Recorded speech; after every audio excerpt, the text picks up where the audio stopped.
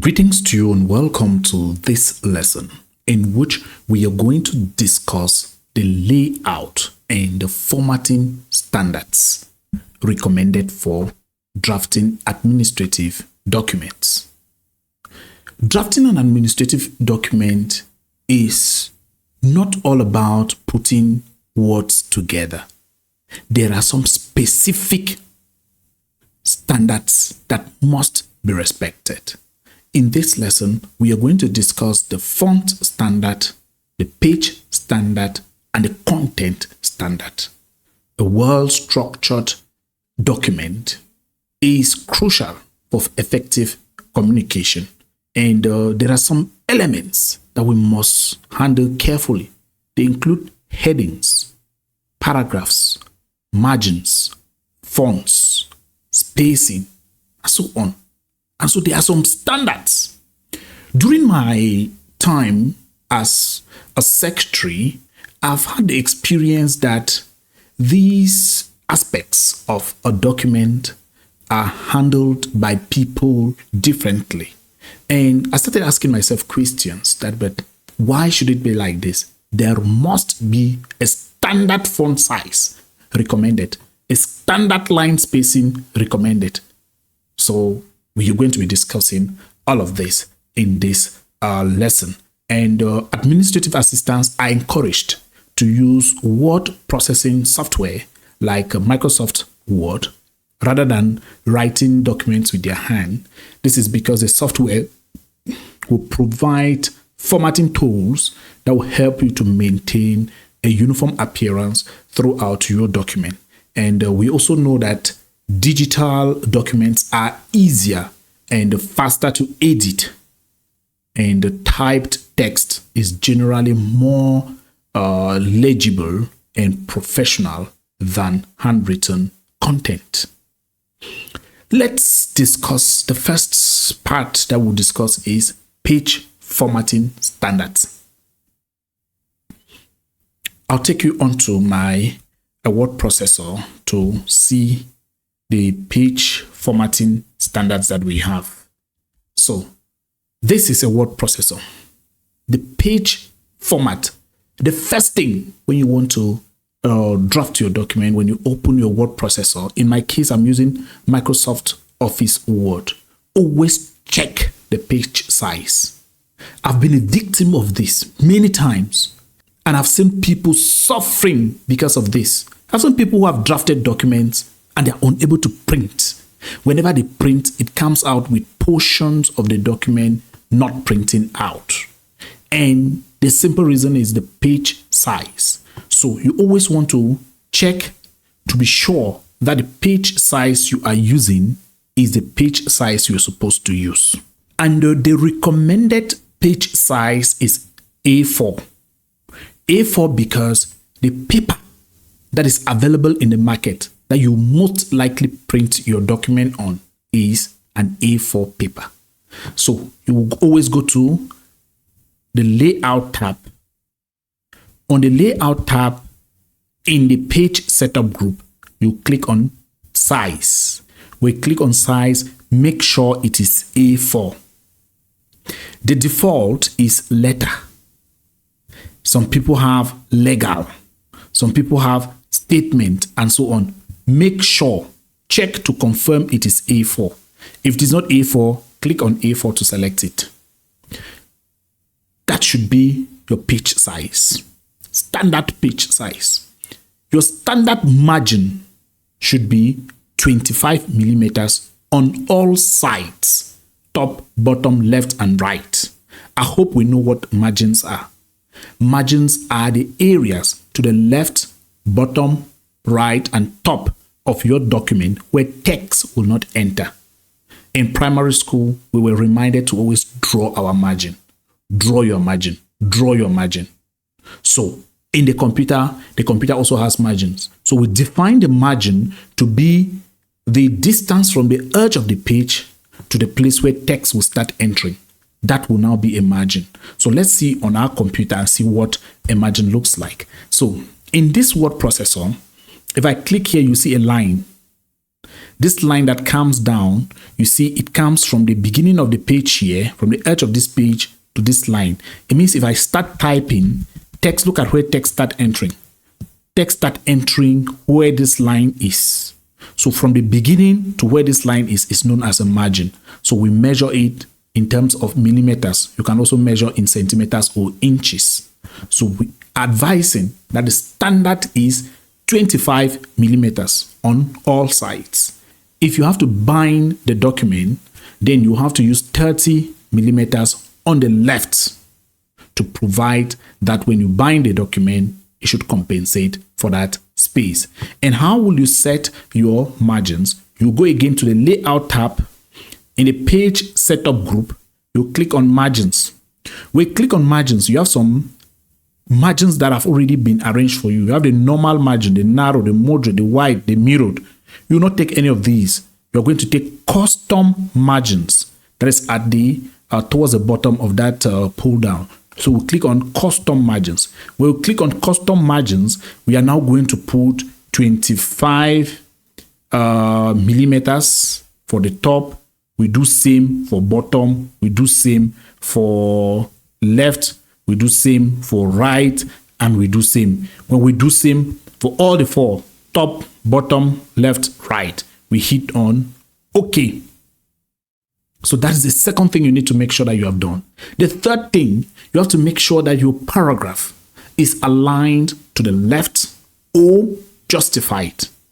Check to be sure and be conscious of the one you are using and be consistent with the one you will use. So you go back to the home tab. On the home tab in the paragraphs group, you're going to either take left align or justified. One of the two. Choose your own. That will work well for you. Then your orientation. The default orientation is portrait. So you have to go back to your layout and take orientation in the page setup group. Then choose portrait. Make sure it is portrait. If it is not portrait, you should use landscape if you want to use landscape. And for your paragraphs, there are two types of paragraphs. You have what we call block paragraphs, and you have what we call indented paragraphs. So a paragraph is the one that, block paragraph is the one that the paragraphs, the first word or the first letter of the paragraph begins on the margin. There's no space. There's no indentation. But with indented paragraphs, there is an indentation. So with an indented paragraph, this is how my paragraph will look like. Then when I'll come now to the next line, let's look at some content here. Let me show you what the difference of indented paragraphs and the block paragraphs looks like. Okay, this is text here. These are two paragraphs. With these two paragraphs, I've used block paragraphing. If you look at these two paragraphs, you realize that the space between this content and this other one is more than the space between these two lines. So with block paragraphing, you leave a line space between paragraphs. But with indented paragraphs, that is not the case. With indented paragraphs, we use indents at our margin. So that is what we call indented paragraphs. For administrative documents, you are expected to use block paragraphing. You're expected to use block paragraphing and bring in white space. White space means the space between paragraphs should be more than the space between within paragraphs. So the spacing, the line spacing within a paragraph should be less than the line spacing between two or more paragraphs. And you have to always include page numbers. So that is it about page formatting. Then font formatting, or you call it text formatting. Always choose between three fonts: Arial, Times New Roman, and Calibri. Avoid using more than one font in the same document. In a word processor like Word, we have So many options to choose from, but we are limited to 3. Let's check that out. On the Home tab, you go to the font type in the font group. So I'm going to click here. When I click here, you have so many options. You have so many options here. So many options. But of all these options, we are limited to 3. So you can only select one from 3. So you can select either Times New Roman, Arial, or you select Calibri. You are not open to select all of these. So you therefore not expected to draft an administrative document with any font that is not one of these 3, and make sure you don't use more than one font in the same document. The second thing about the font standards is the size. Use a font size from 10 to 12 points for body text. And if you use 10 for body text, then the headings should be 12. If you use 12 for body text, the heading should be 14. So for body text, add 2 points to have your heading. Again, when we go to font size, you see there are so many options. You can even give a font size of 100. But like we said, you are not there to use all. You are limited to the ones that you can use. There is also font style. Font style is whether you are using bold. How do you emphasize your fonts? We say you avoid using all capital letters. In a heading, like my heading here is layout and formatting standards. If I'm to use all capital letters, that is not recommended for administrative documents. All capital letters is shouting. So use bold. And since I used Arial, there is Arial black that will make it bold for me. So I can now go and I select Arial black for headings and Arial for body. Make sure that you use bold for emphasis in headings and avoid all capital letters or underlining. For the line spacing, again, there are so many options, but you are limited to using the line spacing of 1.5 lines. You will maintain a single line spacing and be consistent with your formatting throughout the document. So for you to adjust to your line spacing, you go to the paragraph group on the Home tab and click on this line spacing tool here. You take 1.5. After page formatting, we are going to look at content formatting standards. You have formatted your page. You have formatted your font. The way you will write again matters. You don't just write anyhow. The first thing you have to always consider is to put the title page. Include a title page with the document title. And you use table of contents for longer documents. That's for content. Use headings and subheadings. They should be descriptive. This helps you to organize your content. And headings should be bold and larger than body text with consistent formatting throughout the document. Your sentence structure. Use short sentences. The words for each sentence should be between 15 and 20. And in each sentence, there should only be one main idea. And when you have points, you are presenting ideas, try as far as you can, because you're advised to use very short paragraphs. Very short paragraphs. So short sentences, short paragraphs is what you should do. And if you realize that you are having so many points or 3 points already or 4, you can now use bullet points. You use a bullet list. Let's check out how I've used bullets here. You see, I say page formatting. I'm using bulleted list here. I come down to font formatting. I also have bullet list.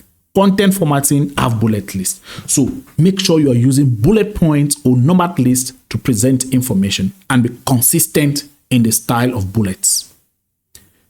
Your language. We can write in these days, there are so many types of languages. You even have, in fact, almost everybody have their own way of writing. But stick to one way. Stick to one style that is known by everybody. Choose either British or American English and use it consistently throughout the document. Don't start using British English, you come back to American English, you go again to British English, you come back to American English, and you are changing. No, don't do that. And then maybe you are using Cameroonian English, at another point you're using South African English, at another point you're using Canadian English, at some point American English. No, use one and stick to it. The way you write your dates, use a clear, complete date format. And the complete date format is in such a way that the day should be in figures, the month in letters, and the year in figures. Let us see how that is done. So I'm going to write my date as 12th of May 2020. Look at how that is done. So we are not going to say 12/05/2020. No. We are also not going to say 20th/05/2020. No. We are also not going to say 20th May 2020. No. So the standard date format that you should use is 12 May 2020. 12 May 2020. And always provide captions for illustrations and explain their context and relevance. And if you are using numbers, make sure that there are commas to separate numbers that have more than 3 digits. All documents must be signed and dated. All administrative documents must be signed and dated. And these documents must be identified. They must have identification numbers, include indicators such as date, registration number, references, signatory, and addressee. And wherever you use acronyms, define them. Define all unfamiliar abbreviations and acronyms upon first use. If you do all of this, you can be sure that at least you are respecting some of format for your document. Thank you for watching this lesson, in which we have discussed the layout and formatting standards for administrative documents. These standards are official recommendations for all administrative documents and should be used by administrative assistants in drafting documents. In our next lesson, we will look at the structure of a report, and we shall share some tips in drafting reports.